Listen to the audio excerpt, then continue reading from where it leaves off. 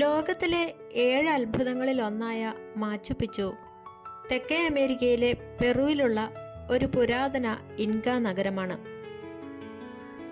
Andes പർവ്വതനിരകളിൽ സമുദ്രനിരപ്പിൽ നിന്ന് ഏകദേശം 2430 മീറ്റർ ഉയരത്തിൽ സ്ഥിതി ചെയ്യുന്ന ഈ നഗരം ഇൻക സാമ്രാജ്യത്തിന്റെ പ്രൗഢിയുടെ പ്രതീകമാണ്.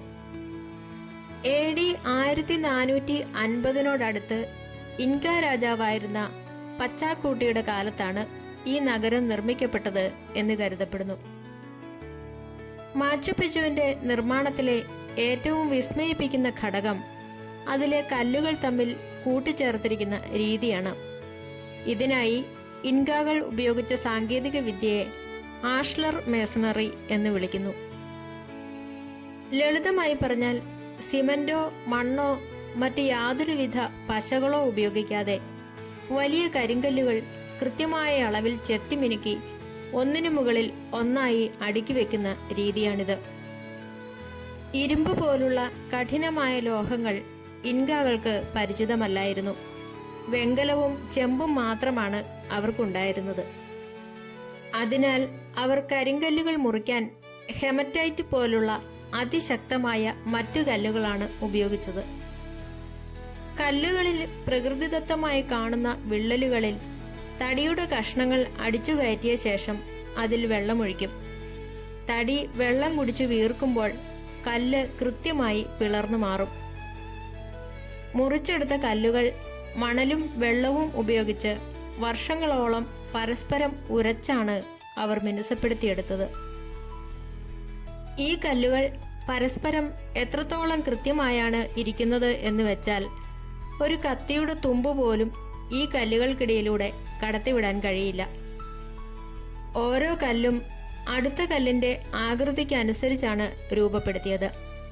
ചില കല്ലുകൾക്ക് 12 കോണുകൾ വരെ ഉണ്ടായിരുന്നു.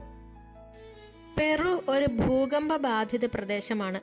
എന്നിട്ടും 500-ലധികം വർഷങ്ങളായി ഈ കെട്ടിടങ്ങൾ തകരാതെ നിൽക്കുന്നതിന് കാരണം ഈ ആഷ്ലർ രീതിയാണ്. ഭൂകമ്പം ഉണ്ടാകുമ്പോൾ സിമന്റ് ഇട്ട് ഉറപ്പിച്ച ചുവരുകൾ പെട്ടെന്ന് വിള്ളൽ വീണു തകരും. എന്നാൽ ഇവിടെ കല്ലുകൾ തമ്മിൽ സിമന്റ് ഇല്ലാതെ സ്വതന്ത്രമായി ഇരിക്കുന്നതിനാൽ ഭൂമി കുലുങ്ങുമ്പോൾ കല്ലുകൾ ചെറുതായി പരസ്പരം ഇളകുകയും ഭൂകമ്പം കഴിയുമ്പോൾ അവ കൃത്യമായി പഴയ സ്ഥാനത്ത് തന്നെ വന്നു നിൽക്കുകയും ചെയ്യും. മാച്ചു പിച്ചുവിലെ ചുവരുകളും ജനലുകളും നേരെ മുകളിലേക്കല്ല, പകരം ഉൾഭാഗത്തേക്ക് നേരിയ തോതിൽ ചെരിഞ്ഞാണ് ഇരിക്കുന്നത്. ഇത് കെട്ടിടങ്ങൾക്ക് കൂടുതൽ ഭൂകമ്പ പ്രതിരോധ ശേഷി നൽകുന്നു. ഇൻകാകൾ ചക്രങ്ങൾ ഉപയോഗിച്ചിരുന്നില്ല. 100 കണക്കിന് കിലോഗ്രാം ഭാരമുള്ള വലിയ കരിങ്കല്ലുകൾ മലമുകളിലേക്ക് അവർ എങ്ങനെയാണ് എത്തിച്ചത് എന്നത് ഇന്നും ചരിത്രകാരന്മാരെ അത്ഭുതപ്പെടുത്തുന്ന കാര്യമാണ്. 100 കണക്കിന് തൊഴിലാളികൾ ചേർന്ന് വലിയ കയറുകൾ ഉപയോഗിച്ച് വലിച്ചു നിരക്കിയാണ് അവ മുകളിലേക്ക് എത്തിച്ചത് എന്ന് കരുതപ്പെടുന്നു. മലമുകളിൽ കൃഷി ചെയ്യാനായി ഇൻകാകൾ നിർമ്മിച്ച തട്ടുകളായുള്ള കൃഷിസ്ഥലങ്ങളും സങ്കീർണമായ ജലസേചന സംവിധാനങ്ങളും അന്നത്തെ അവരുടെ ശാസ്ത്ര സാങ്കേതിക വിദ്യയുടെ വളർച്ച വിളിച്ചോതുന്നതാണ്. വഴി കണ്ടെത്താൻ ബുദ്ധിമുട്ടുള്ള മലനിരകളിൽ ആയതിനാൽ ഇന്നും ലക്ഷക്കണക്കിന് സഞ്ചാരികളാണ് ട്രെക്കിംഗ് നടത്തി ഈ അത്ഭുത നഗരം കാണാൻ എത്തുന്നത്. മാച്ചു പിച്ചുവിന്റെ ചരിത്രം ഇൻക സാമ്രാജ്യത്തിന്റെ സുവർണ കാലഘട്ടവുമായും പെറുവിന്റെ അധിനിവേശ ചരിത്രവുമായും ആഴത്തിൽ ബന്ധപ്പെട്ടിരിക്കുന്നു.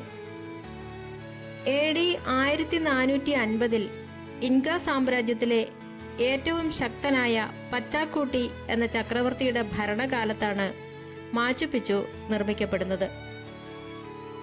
ഇതൊരു സാധാരണ നഗരമായിരുന്നില്ല. രാജാവിനും അദ്ദേഹത്തിന്റെ കുടുംബത്തിനുമുള്ള ഒരു ആഡംബര വിശ്രമ കേന്ദ്രമായും അതോടൊപ്പം സൂര്യദേവനെ ആരാധിക്കാനുള്ള ഒരു വിശുദ്ധ കേന്ദ്രമായുമാണ് ഇത് രൂപകൽപ്പന ചെയ്തത്.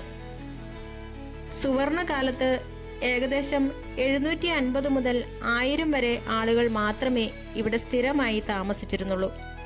അവരിൽ ഭൂരിഭാഗവും രാജാവിനെ സേവിക്കുന്നവരും പുരോഹിതന്മാരുമായിരുന്നു. 1530കളിൽ സ്പാനിഷ് പടയാളികൾ പെറുവിലെ ഇൻക സാമ്രാജ്യം ആക്രമിച്ചു കീഴടക്കാൻ തുടങ്ങി. എന്നാൽ മലമുകളിൽ കാടുകളാൽ മറയ്ക്കപ്പെട്ട് കിടന്ന മാച്ചു പിച്ചുവിനെ കണ്ടെത്താൻ സ്പാനിഷുകാർക്ക് കഴിഞ്ഞില്ല. സ്പാനിഷുകാർ ഈ നഗരം നേരിട്ട് ആക്രമിച്ചില്ലെങ്കിലും അവർ വഴി പടർന്ന വസൂരി പോലുള്ള മാരകമായ പകർച്ചവ്യാധികൾ ഇൻക ജനസംഖ്യയുടെ വലിയൊരു പങ്കിനെ തുടച്ചു നീക്കി. അതോടെ സ്പാനിഷുകാരുടെ കണ്ണിൽ പെടാതിരിക്കാൻ ബാക്കിയുള്ള ജനങ്ങൾ ഈ നഗരം പൂർണ്ണമായും ഉപേക്ഷിച്ച് ഉൾക്കാടുകളിലേക്ക് പലായനം ചെയ്തു. ജനങ്ങൾ ഒഴിഞ്ഞതോടെ ഈ നഗരം വന്യമായ കാടുകളാൽ മൂടപ്പെട്ടു. പ്രാദേശികമായി ചില കർഷകർക്ക് ഇതിനെക്കുറിച്ച് അറിവുണ്ടായിരുന്നു എന്നതൊഴിച്ചാൽ പുറം ലോകത്തിന് ഇതൊരു നഷ്ടപ്പെട്ട നഗരം ആയി മാറി. നൂറ്റാണ്ടുകൾക്ക് ശേഷം 1911 ജൂലൈ 24-നാണ് അമേരിക്കൻ ചരിത്രകാരനും യേൽ യൂണിവേഴ്സിറ്റിയിലെ പ്രൊഫസറുമായ ഹിരാം ബിങ്ഹാം മാച്ചു പിച്ചുവിനെ വീണ്ടും കണ്ടെത്തുന്നത്. ഇൻകാകളുടെ അവസാന തലസ്ഥാനമായിരുന്ന വിൽക്കബാംബ തേടിയാണ് ബിങ്ഹാം അവിടെ എത്തിയത്. ഒടുവിൽ മെൽച്ചോർ അർട്ടിഗ എന്ന പ്രാദേശിക കർഷകന്റെയും അദ്ദേഹത്തിന്റെ 11 വയസ്സുകാരനായ മകന്റെയും സഹായത്തോടെയാണ് ബിങ്ഹാം ഈ മലമുകളിലെ ചരിത്രവിസ്മയത്തിലേക്ക് എത്തിയത്. 1913 നാഷണൽ ജിയോഗ്രഫിക് മാഗസിൻ മാച്ചു പിച്ചുവിനെക്കുറിച്ച് ഒരു പ്രത്യേക പതിപ്പ് പുറത്തിറക്കിയതോടെയാണ് ഈ നഗരം ആഗോളതലത്തിൽ പ്രശസ്തമായത്.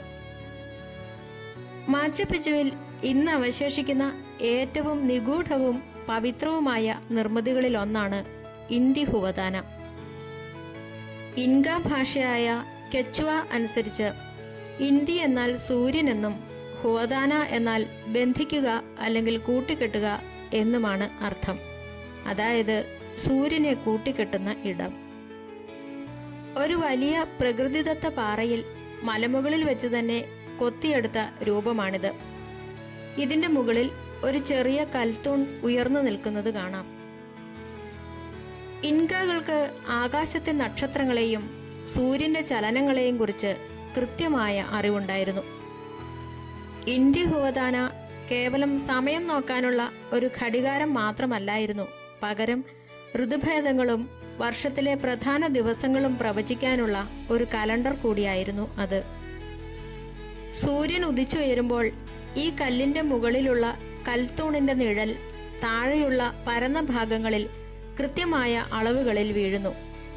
ഈ നിഴലിന്റെ നീളവും ദിശയും നോക്കിയാണ് ഇൻക പുരോഹിതന്മാർ വർഷത്തിലെ മാസങ്ങളും ദിവസങ്ങളും കണക്കാക്കിയിരുന്നത്. ജൂൺ 21 പെറുവിലെ ശീതകാലം ആരംഭിക്കുന്നു. അന്നേ ദിവസം ഈ കല്ലിന്റെ നിഴൽ ഏറ്റവും നീളം കൂടിയതായിരിക്കും. സൂര്യൻ തങ്ങളിൽ നിന്ന് അകന്നു പോവുകയാണെന്ന് വിശ്വസിച്ച ഇൻകാകൾ സൂര്യനെ ഈ കല്ലിൽ കെട്ടിയിട്ട് തിരികെ കൊണ്ടുവരാനായി ഇവിടെ പ്രത്യേക പൂജകൾ നടത്തിയിരുന്നു. ഇതിൽ നിന്നാണ് സൂര്യനെ കെട്ടുന്ന ഇടം എന്ന പേര് വന്നത്. ഡിസംബർ 21 ഈ തൂണിന്റെ നിഴൽ ഏറ്റവും കുറഞ്ഞ നീളത്തിലായിരിക്കും. പകലും രാവും കൃത്യമായി വരുന്ന മാർച്ച് 21, സെപ്റ്റംബർ 21 ദിവസങ്ങളിൽ, അതായത് വിഷുവം നാളുകളിൽ, സൂര്യൻ ഇൻതിഹുവദാന കല്ലിന് തൊട്ടുമുകളിലായിരിക്കും വരുന്നത്. അന്നേ ദിവസം ഉച്ചയ്ക്ക് ഈ കൽത്തൂണിന് യാതൊരുവിധ നിഴലും ഉണ്ടാകില്ല. സൂര്യൻ പൂർണ്ണമായും ഈ കല്ലിന്മേൽ വിശ്രമിക്കുന്നു എന്നാണ് ഇൻകാകൾ ഇതിനെ വിശേഷിപ്പിച്ചത്. നഗരത്തിലെ വൃത്താകൃതിയിലുള്ള ഏക നിർമ്മിതിയാണ് സൂര്യക്ഷേത്രം. ഇതിന്റെ ജനലുകളിലൂടെ വരുന്ന സൂര്യപ്രകാശം കൃത്യമായി അളന്നാണ് അവർ കൃഷി ഇറക്കേണ്ട സമയം നിശ്ചയിച്ചിരുന്നത്. ഇൻകകളുടെ ഉത്ഭവത്തെക്കുറിച്ചുള്ള പുരാണ കഥകളെ സൂചിപ്പിക്കുന്ന 3 വലിയ ജനലുകളുള്ള ഒരു പ്രധാന ക്ഷേത്രമാണ് ടെമ്പിൾ ഓഫ് ദ 3 വിൻഡോസ്. മാച്ചു പിച്ചുവിനെ കുറിച്ച് എഴുതപ്പെട്ട രേഖകളൊന്നും ഇൻകകൾ ബാക്കി വെച്ചിട്ടില്ല. അവരുടെ പക്കൽ ലിപികളുള്ള ഒരു ഭാഷ ഉണ്ടായിരുന്നില്ല. പകരം ക്വിപ്പു എന്നറിയപ്പെടുന്ന നൂലുകളിലെ കെട്ടുകൾ ഉപയോഗിച്ചാണ് അവർ വിവരങ്ങൾ സൂക്ഷിച്ചിരുന്നത്. അതുകൊണ്ട് തന്നെ ഇത്രയും വലിയൊരു നഗരം മലമുകളിൽ നിർമ്മിച്ചതിൻ്റെ പൂർണ്ണമായ രഹസ്യങ്ങൾ ഇന്നും ഗവേഷകർക്ക് ഒരു നിഗൂഢതയാണ്.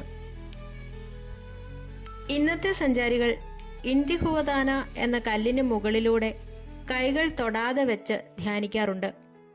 പ്രപഞ്ചത്തിലെ പോസിറ്റീവ് ഊർജം ഈ കല്ലിലൂടെ ശരീരത്തിലേക്ക് പ്രവഹിക്കുമെന്നാണ് പലരും വിശ്വസിക്കുന്നത്. എന്നാൽ കല്ലിന് കേടുപാടുകൾ സംഭവിക്കാതിരിക്കാൻ ഇപ്പോൾ ഇതിനു ചുറ്റും കനത്ത സുരക്ഷ ഏർപ്പെടുത്തിയിട്ടുണ്ട്.